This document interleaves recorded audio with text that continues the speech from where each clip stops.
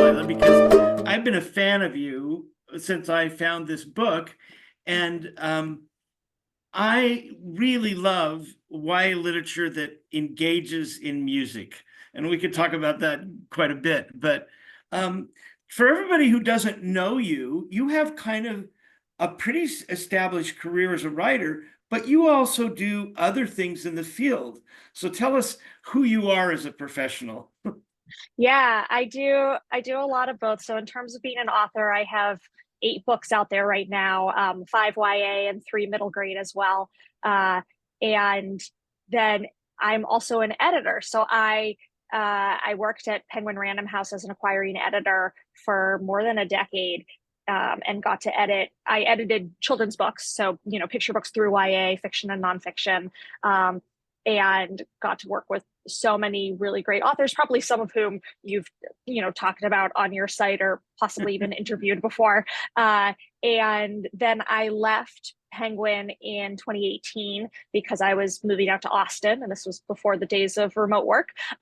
So Yeah. and and then I set up an editorial consultancy called The Book Engineer, and that's what I've been doing since then. So now I have like a really wide array of work that I do, which is really interesting. So it's a lot of editing books on a freelance basis for different publishers. So still for Penguin, who I used to work for, and then also like a bunch of other publishers.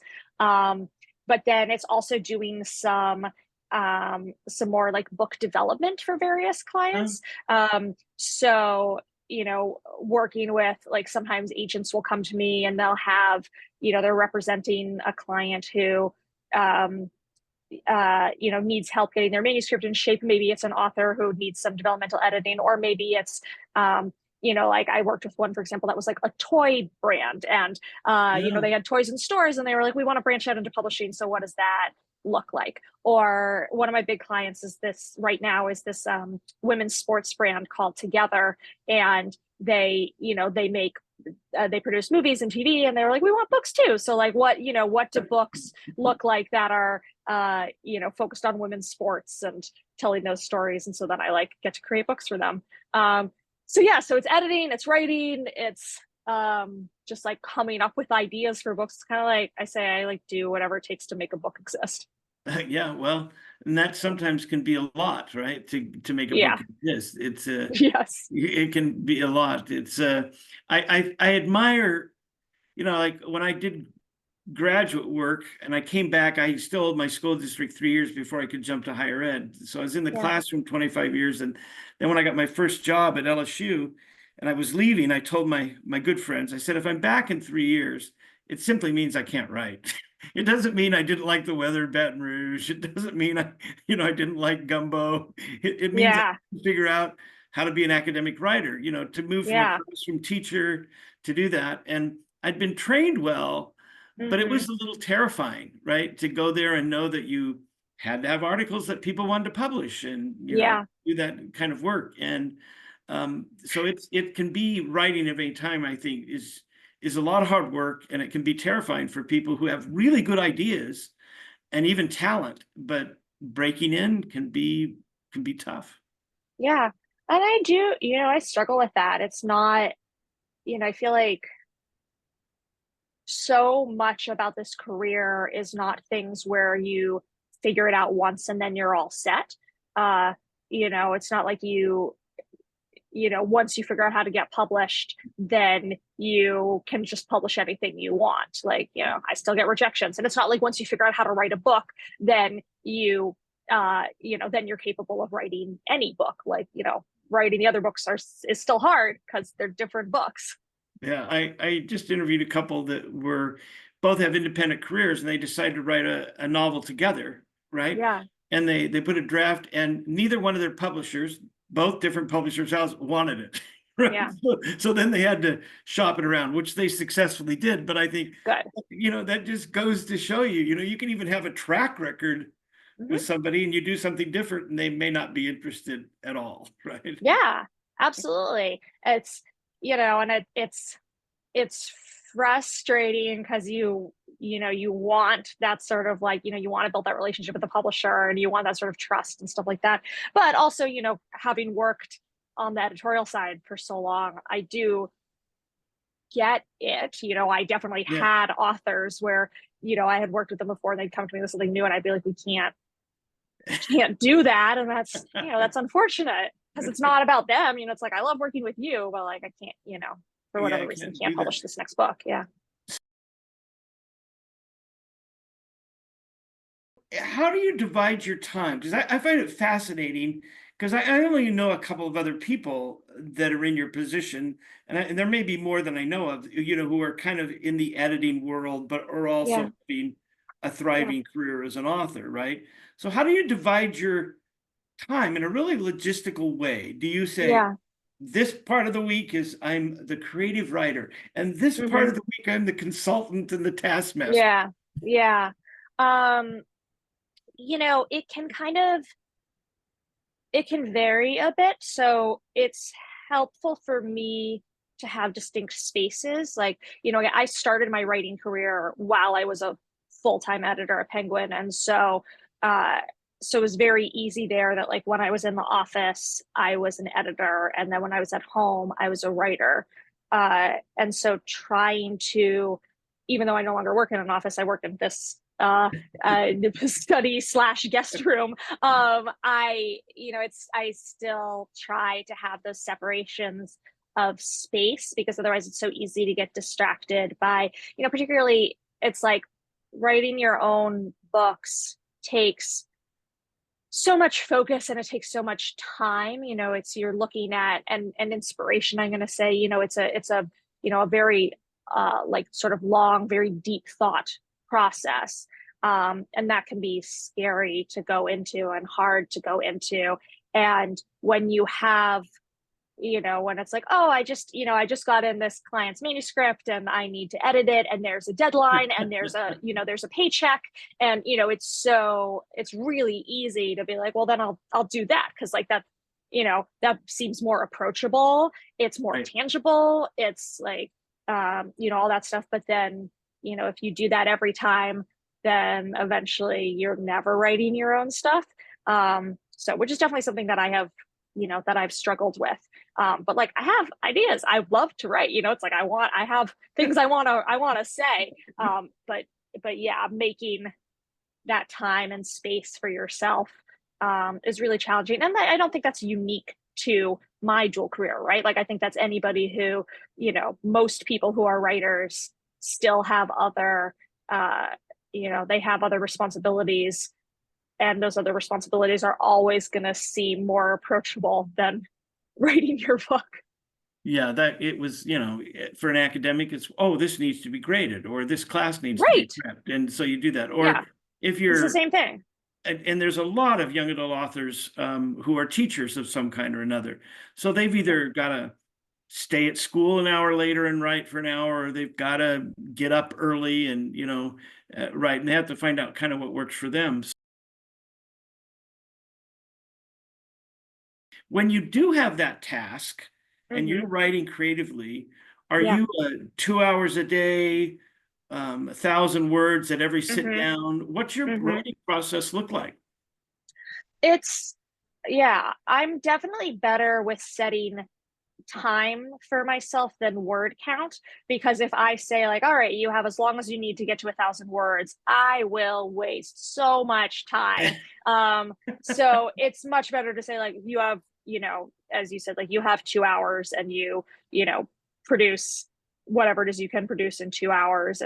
Um and then I'll say like, okay, if you're in it, if you're in flow and you have stuff to say, like you can keep going past those 2 hours. But setting sort of that minimum time for myself, I find helpful. Um, and Yeah, and again, that can work with space easily of being like, okay, I'm going to a coffee shop, I'm bringing my computer. You know, my husband needs the car back by 5 or whatever it is. So okay, this is how long I get to be here and writing for. Um, yeah, kind of jumpstarts me. But it's not, I aspire to be a person who writes every day. I am not such a person.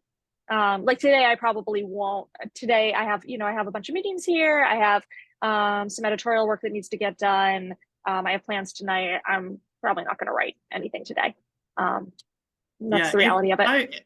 that's really interesting because I admire the people that can do it every day, but Yeah. I found often that if I knew that I was writing Tuesday, Thursday, and Friday, as an academic, and Yeah. even if it was a block of 2 hours, I could get a lot of things done if I adhered to that, right? Yes. And a lot of the other things were sidelines, and Yeah. you have to decide to do that. So that's encouraging. I love to see your productivity and the fact that you say, well, I don't write every day. I'm also, as former teacher for 25 Yeah. years in high school and Yeah. university, I'm interested in what's the revision. Do you go through hmm full draft first? Are hmm you revise as you go? Do Yeah. you storyboard? So, Yeah. and I'm sure when you work with writers, you have all kinds of suggestions to give them, right? That you may or may Totally. not follow yourself, right? Oh my gosh, yes, it's so much easier to give advice than it is to follow advice. Uh yeah, so I am very much a person who I revise as I go. And which is why, whenever I hear those things like, oh, you should get a first draft out and never take longer than 3 months to write a first draft or whatever it is, like that just doesn't apply to me because I never have anything that's technically a first draft. Like I write a chapter, I read the next chapter, I go back to the first chapter and tweak it. I read the third chapter, I go back and I tweak everything up until there. Like I'm very much a person where if I get to, I get to chapter 5 and I realize I need to have introduced a character earlier, like I'm not going to write chapter 5 until I have gone back through the first 4 chapters and inserted that character in various places. I can't just have them sort of miraculously appear there and know that like, okay, well, when I go back and do a revision, I'll find a way to introduce them earlier. Like um I'm constantly doing it as I go. There's a lot of moving back and forth. So and as such, I think like my first draft, if you can call it that, is like much cleaner than the vast majority of first drafts. But it also takes a lot longer. Um, yeah, I have seen other writers who uh, will leave a lot of like TKs in place, or they'll just, they'll introduce something in chapter 20. And I'm like, okay, well, you need to have foreshadowed that earlier. And they're like, yeah, I'll work that in. But yeah, once I realized I need to have foreshadowed something, I'm like, no, I'm going back through and I'm doing all my foreshadowing now. So yeah, it's, I don't think it's, I think everybody, it's easy to be critical of your own way of writing. So Sure. like, it works for me. But also I'm like, it's like, stop stressing over the exact phrasing of a sentence in a scene that might not even wind up being in this book, Yeah. just like get something down, figure out your overall structure, and then come back and refine it. But I find it very hard to move on until I have every sentence like the way I want it to be. Well, It's not efficient. you eventually do get a draft, and Yes. you're one of the ones that feel, okay, this is a draft, this is a book, and Yes. now then you go back and read with something specific in mind for transitions or characters, or what's your next step? I mean, because Yeah. adolescents, they think people became Hemingway just because they were Hemingway, right? Or Right. Yeah. people, they just, oh, they just had this writing. I think, no, it's kind of Right. all work, right? It's So all, yeah, absolutely. And but it's so much, once you have a draft on the page, it really is much easier than to, you know, than just staring at a blank page where you have nothing. Once you have stuff, then you can move things around and you sort of see. So at that point, often I'll create a checklist for myself of, here are the things that that need to get done. I'm trying to think of like some specific examples. So like, and I'll generally what I'll do is I will go through the full draft a number of times, each time with a specific goal in mind. And usually those will have to do with various plot threads or character arcs of being like, okay, now that I've reached the end of the book, I understand where I want this plot arc to wind up, or, or who this character is or whatever. And therefore I need to figure out how to, where I'll read through specifically looking for like, where are opportunities to weave that in. So for example, the most recent book I had come out, it's a middle grade, it's called The Museum of Lost and Found. And there's a older brother character in the book, and I knew what was motivating him, but it wasn't really on the page. And sort of, the way that I had it when I initially wrote it is at the end, there's just sort of this big chunk of exposition where he's like, here's what's been motivating me. Okay, so that's not going to go in the book. So then it's figuring out like, okay, let's look at every scene that he appears in, right? I'll do a control F and I'll look for every scene that the big brother's in. And then like, what can I add to those scenes that's going to give you some insight into what's motivating him. And then also looking at like, okay, what are the other scenes that are here where he isn't? And are there any of those scenes that he could appear in where it would be helpful to like give us more of a sense of him? Or are there any of those scenes where the main character can reflect upon him in some way? Is there some way to mention him in these scenes that gives us more information? And then also like the final step of being like, do I need to add a full scene where that he appears in something that isn't already in here, rather than just adding sentences or paragraphs or zhuzhing what I have? Like, do I need to add in something new in order to achieve this goal? Yeah, well, that seems really like a controlled approach to doing that, right? Being aware of who your characters are and say, okay, I've got this draft, but still it needs to be fleshed out earlier, or make those revisions. I love hearing that. I just reviewed an academic article where it was really hard for me to say it just doesn't quite work. Yeah. And you've referenced a theoretical frame that you haven't tied your argument to enough, right? So if that's going to be and I think this paper would just really do from saying, looking at every paragraph, and am I connecting to the main idea, or connecting to the idea in some way that builds a little bit. And I thought, and sometimes I thought, well, I could rewrite this, but I'm not interested in rewriting it, right? And how many times do you do that before you give it to your editor, or do you give it to your editor earlier on and then take the feedback and bite the bullet? I'll do it. My feeling is like, I don't want to, I'm going to say waste an editor's time, but it's sort of like, if I know what a manuscript needs and I know how to execute it, I'm not going to send it to the editor already having that knowledge, because then it's, like, why? Like if I know the middle is dragging and I send it to them and then they come back and they say like, my feedback is the middle is dragging, and sort of like, okay, well, yeah, we knew that.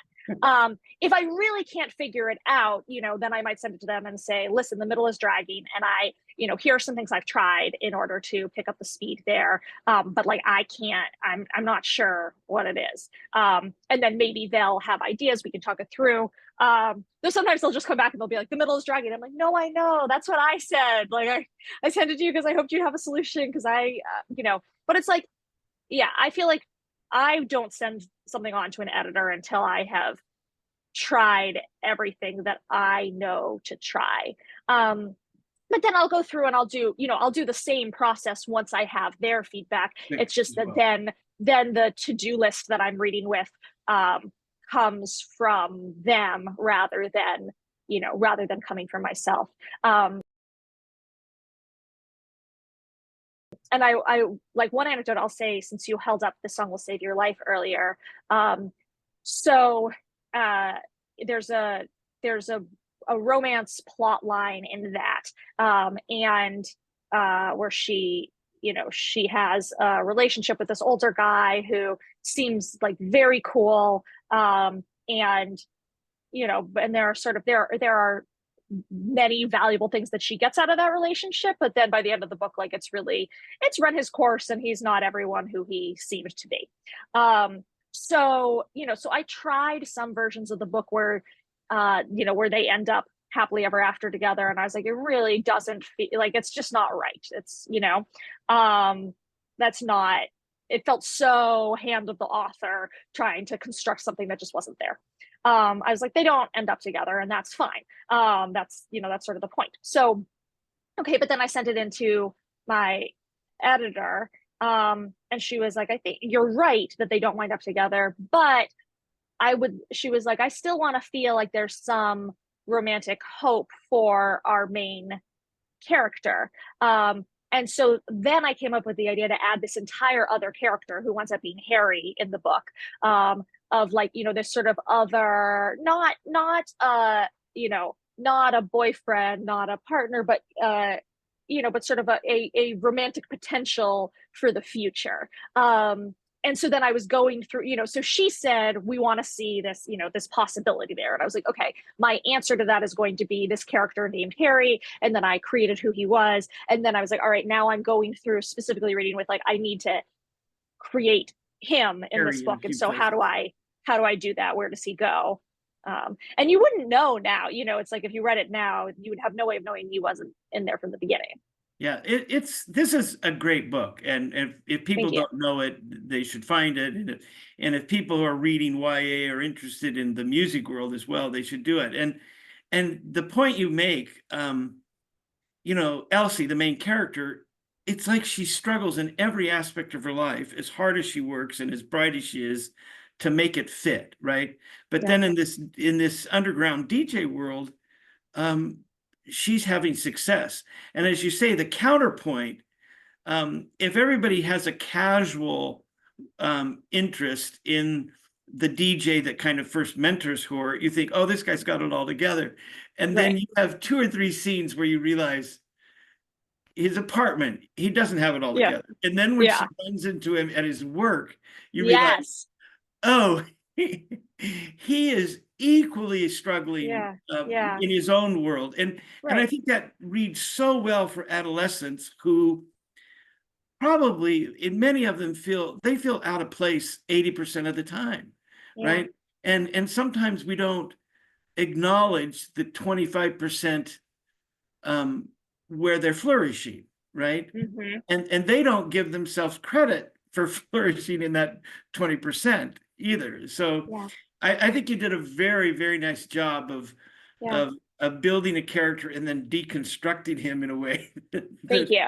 Yeah. I think what you're saying is so, is really true. And I think even sometimes we'll denigrate the parts of a teenager's life where they feel at home and successful, because often it's going to be, it's like, um, playing video games with, with other people or something like that. And, or various other online stuff. And that we sort of have this attitude of like, well, that's not real life. yeah, But I think everybody, particularly every teenager, needs like a a respite from their real lives. And for Elise, it's this nightclub, and sort of where you get to go unconstrained by previous perceptions of you, and people who have a more full knowledge of who you are and your history and your failings. um yeah, and I think, like, many people find that online, and like, I don't blame them for then wanting to spend a lot of time there, because it's like, it's a place where you get to like present the face that you want to have.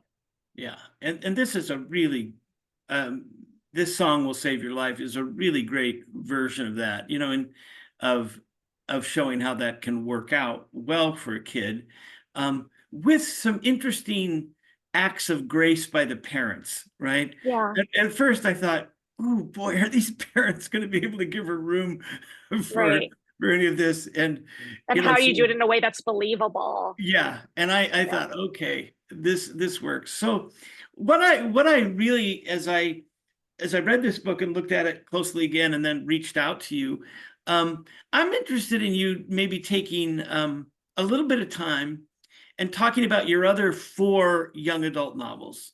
and then Sure. if we have a little bit of time, we'll talk about the middle grades. But I know it's I, less I less am relevant here.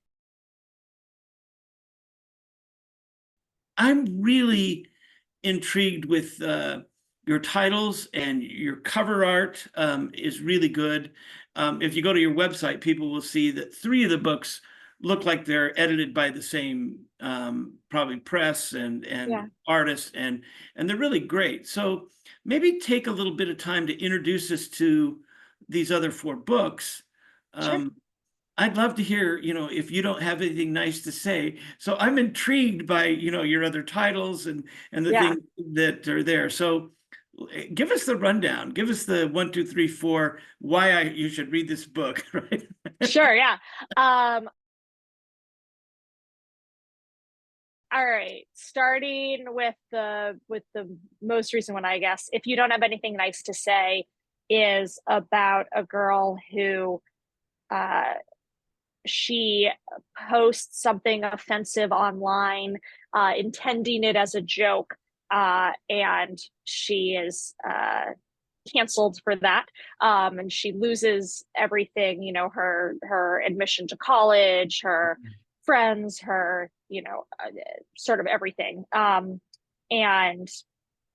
then has to try and figure out what does her, how do you, can you come back from something like that. And so it's a lot about taking responsibility and forgiveness, um and shame is a big part of it, and like victimhood, and like, yeah, narratives that we tell about, kind of like who's the good guy and who's a bad guy in the Yeah. situation. So yeah, that was a difficult book to write. But ultimately I'm like very proud of it. Okay. Well, The yeah, four, because yeah, mostly we want to hear the story from the other side, right? right, Who's the victim? But right, sometimes if you work with adolescents long enough, you realize, oh, some of them don't know they've done something bad, right? right, right. And that I mean, whatever, I don't want to go too far down a rabbit hole of this book, but I think Sure. it's, I think it's really interesting because she does this thing, and this thing, like, she should not have done it. But then, the consequences come down and they are very severe. And so then she starts feeling like the victim.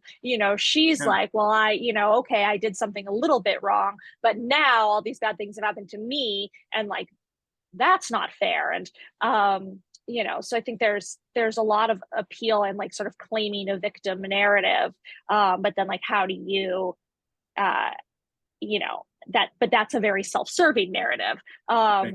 and so how do you like move past that? And also the question of, I think a lot of my books, I think there are a lot of similarities between This Song Will Save Your Life and If You Don't Have Anything Nice to Say, where they're both a lot about shame, and a lot about this feeling of sort of like, you know if you have something in your past, um and like, or this you know like publicly agreed conception about who you are, um how do you move past that, and is there a way to move past that, or are you then just obligated to always think of yourself in exactly the way that people have told you you are in the past?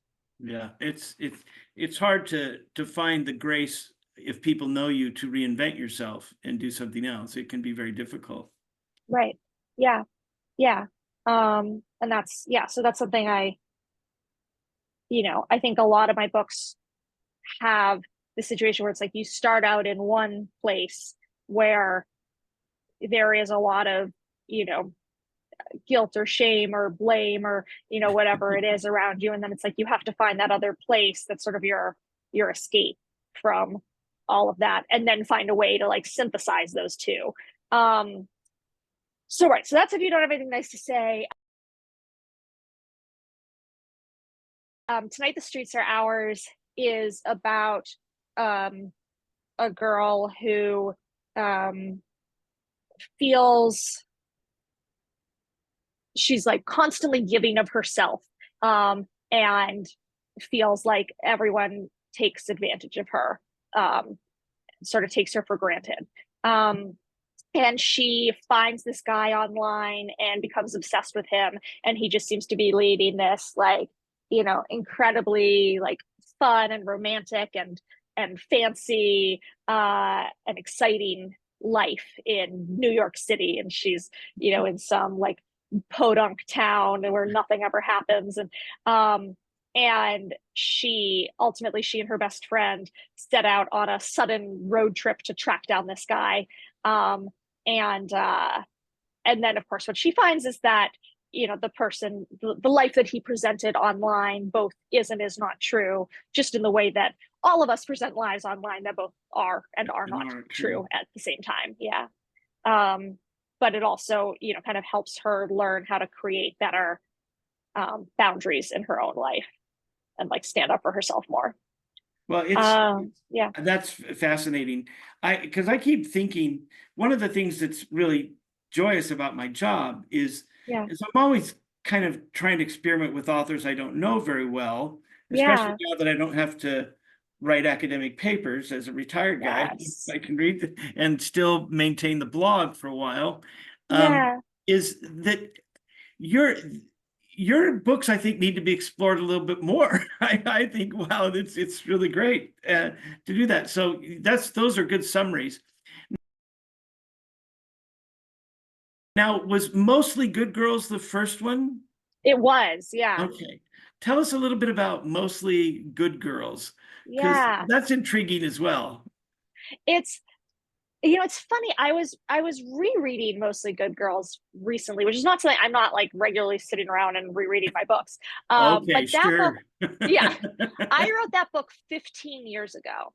Oh, Um, and and it's funny, I was reading it now and I was like, oh, there are so many things here that I would do differently. And some of it is how I've grown as a writer, some is how I've grown as a person, and some is how society has it's changed, and sort changed. of things in there where I'm like, oh, like I thought this was funny at the time and it's actually not funny.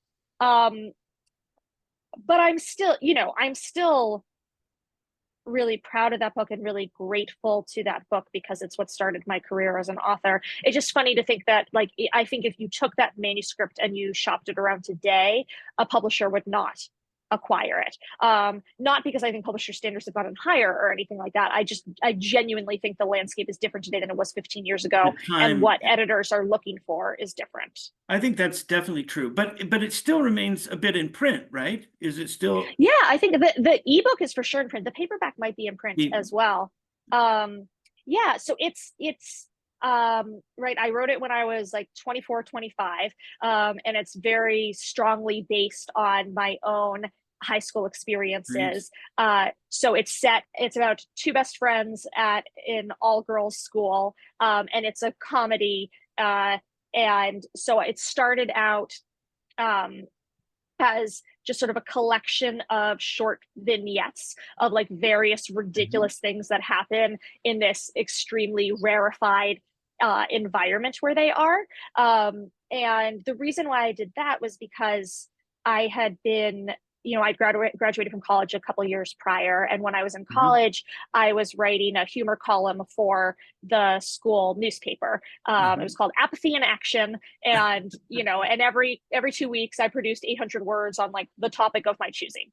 Um, and it was great. It was so easy, like it's just, and then when I was like, all right, I'm sitting down to write a novel, that obviously feels very daunting. And so I was like, okay, here's what I'll do is I'll do it as though it's like a series of these little humor pieces I've been doing, but fictionalized, rather than the sort of Dave Barry-esque stuff that I've been doing for my school paper. And then once I had enough of those, once I had like 20,000, 25,000 words of just like fun anecdotes, set in the same location, which was Right. this elite all girls school, and centering, I had established many of the characters who then populated this place. It was like, then I had this confidence of like, okay, this is long enough, and now I can go back through and start figuring out what the plot line is and reorder things, and so on and so forth.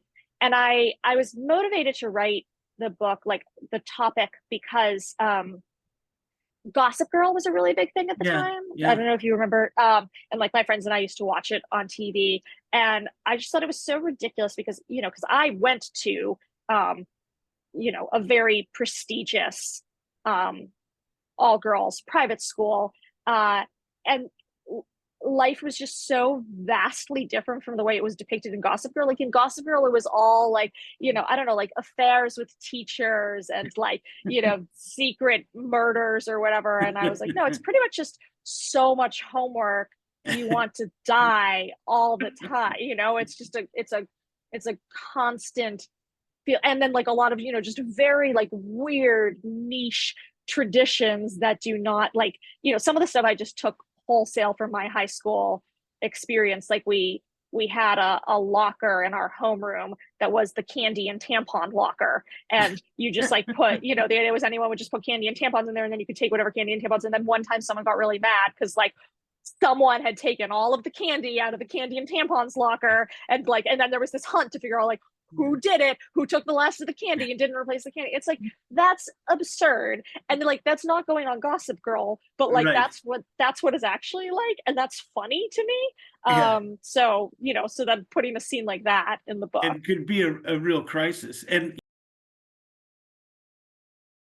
I Yes. did my wife and I went and did our PhDs in 2002, Mm-hmm. came back in 2005, and then I taught for 3 more years so I wasn't foolish. I wanted to get full retirement before I jumped to Yes. university, right? Yeah. But I would say at the turn of the century, there was a sea change in what high schools look like. Yeah. Um, with the advent of cell phones and how many kids Mm-hmm. had them.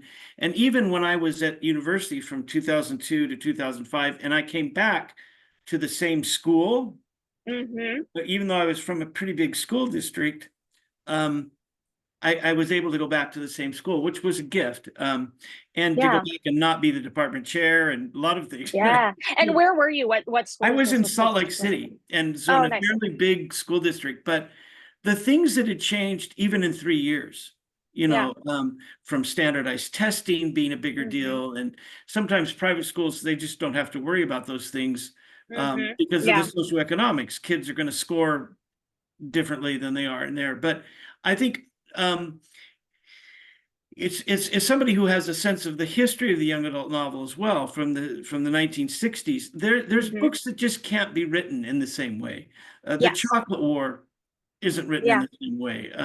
Yeah. There's a lot of books that we deal with homelessness in a different way Mm-hmm. than books that were about those kinds of issues early on. So technology has really changed how we view the world, Yeah. and kids access.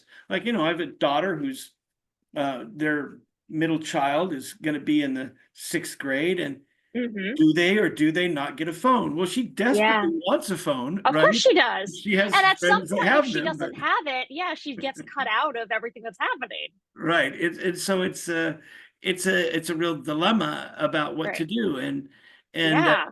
I think California is on the verge, one of the large school districts of banning phones altogether, and Yeah. I think good luck. I'm interested in watching that because we failed that when it Yeah. first happened. When it was two or three kids in a classroom, we failed. Yeah. And I'm not just Yes. talking my high school, universally, we just didn't know what to do or how to do it. Yeah.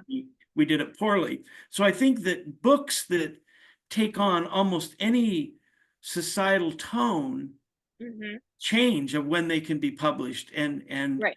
and how they hold up over time is going to be a real interesting question about, especially I think books written from 2000 to 2006 or 7 Mm-hmm. um, are going to have an interesting shelf life Yeah, versus I think some of the already others.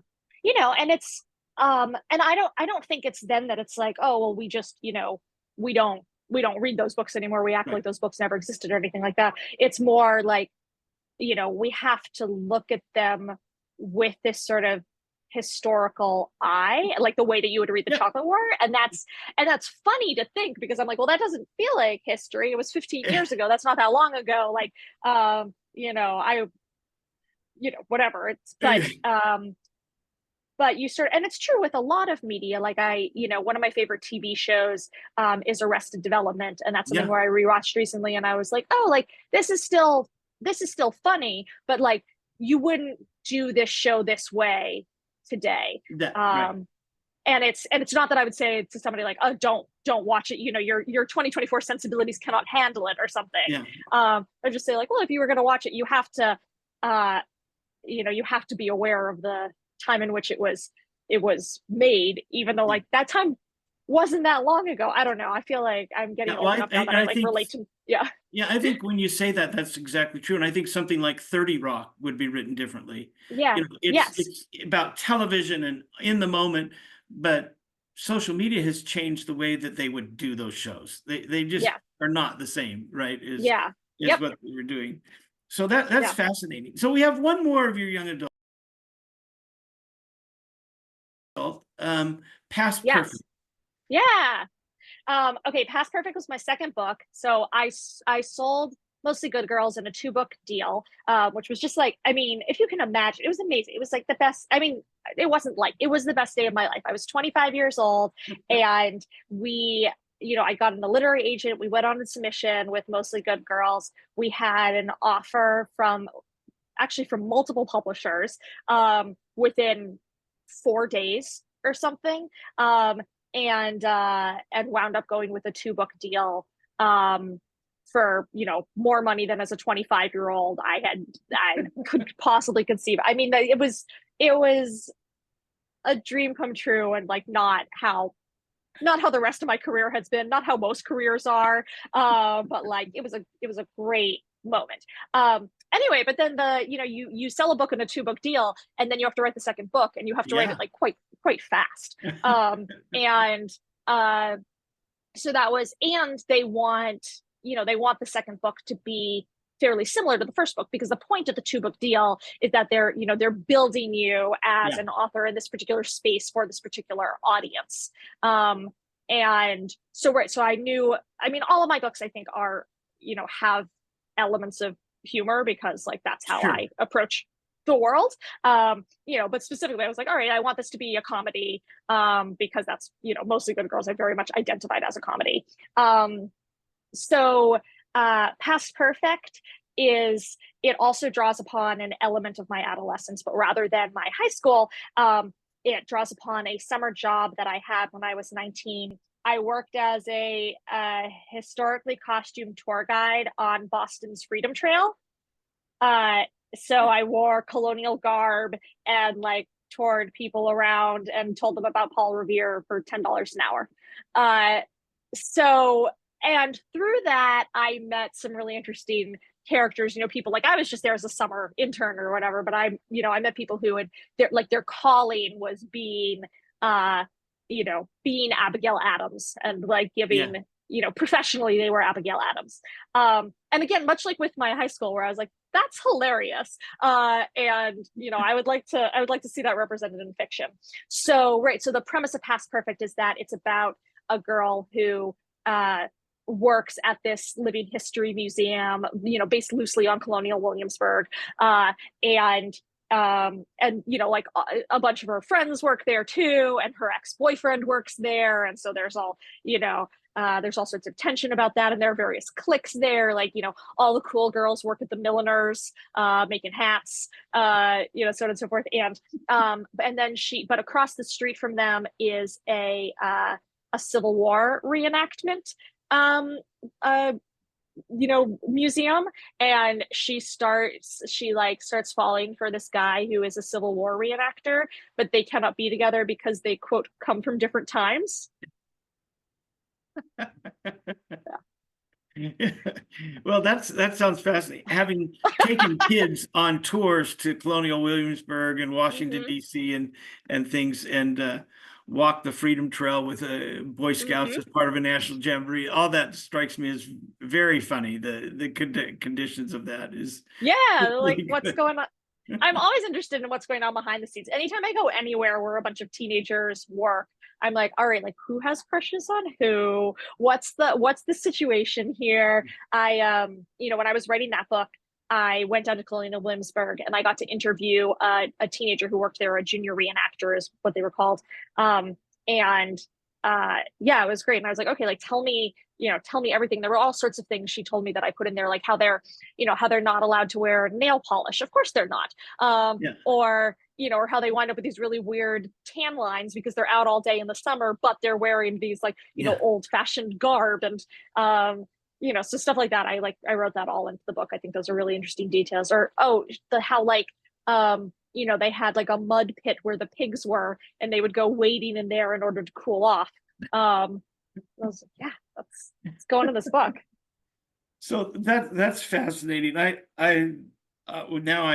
you've got me intrigued. I'm going to have to go pick that one up right away because that's got too many things that are associated with my own life and working with adolescents that, it's, I used to, when I was first in high school and teaching, I worked selling shoes in the old days when, shoe sales guys were a deal.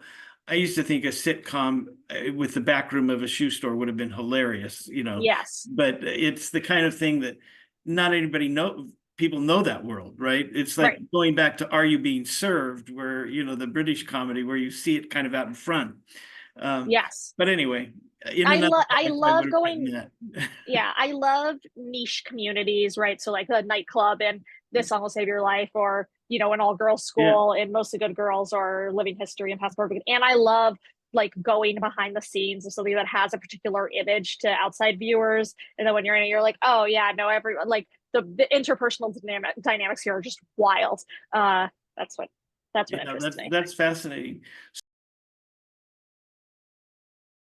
So have you moved more recently to middle grades intentionally, or the plot lines just hit you as Yeah, let's go do some middle grades? What's your story with middle grades books? yeah. I think um, I wrote my first middle grade book. It came out um, between Tonight the Streets Are Ours and If You Don't Have Anything Nice to Say. And that was one where, yeah, like my publisher didn't want it because they were like, we're doing your contemporary YA. And this is, my first middle grade was a time travel middle Yeah, grade. And they were like, it's just not, they're like, it's not even about whether we like it or not. It's just not yeah, it's it's not not where we are not what we're placed. doing. Yeah. Yeah, Um, so, but yeah, I really loved that book. And it was one where the idea came to me and I don't know, I knew it was middle grade. And I think the same with pretty much always, I don't actually know that I've ever come up with a concept and, spent any time wondering about whether it was middle yeah, grade or YA. Like I think the part of the like built into the concept for me is the age of the protagonist and the age of the readership. Um, and it's not that you couldn't do any of my middle grade books as YA in terms of concept. Um, so my most recent one is about this girl who discovers an abandoned museum in her town and starts filling it with her own projects and artifacts and stuff like that. It's called the Museum of Lost and Found.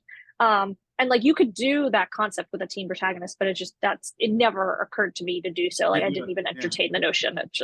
It would be a completely different book. So I don't And know how why long middle has that grade. one been out? The Museum of Lost and Found. That came out a year ago. Yeah, a year ago. Yeah. It's good. So what's on the horizon? What have you Mm. got cooking now? Oh my Can you gosh, great talk question. about it? Can you talk about it sometime? Sure. Let me see. I don't have anything under contract right now, so so nothing that I've written will come out next year. Those some books that I've edited and developed and stuff will, but that's um we are currently out on submission with like a series that would be, if it goes, would be even younger than anything I've done before. And uh hoping to get an offer on that. Would love to. It would, the idea is it would be a series that's like young middle grade or even chapter books with some magic in it.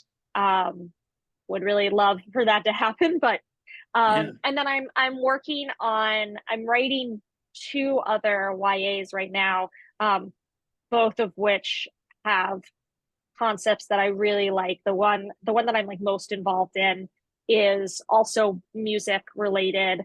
Like the Song Will Save Your Life, it has music playing a very strong role in it.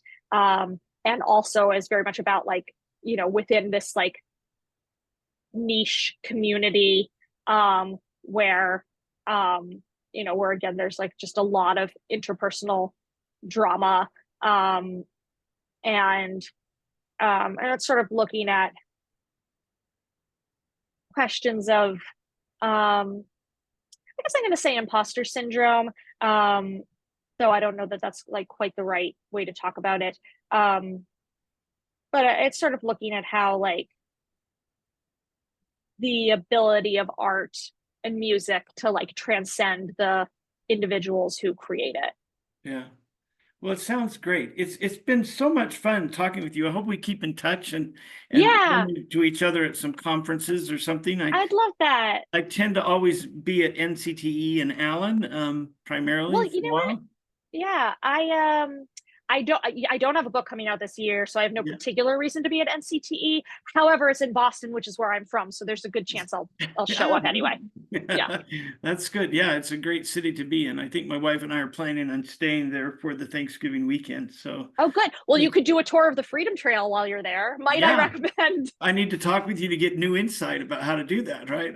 Yeah. I've done it without an insider's point of view, and that Oh, too yeah. would be great. No, Well, you need let's someone telling you about Paul Revere. yeah.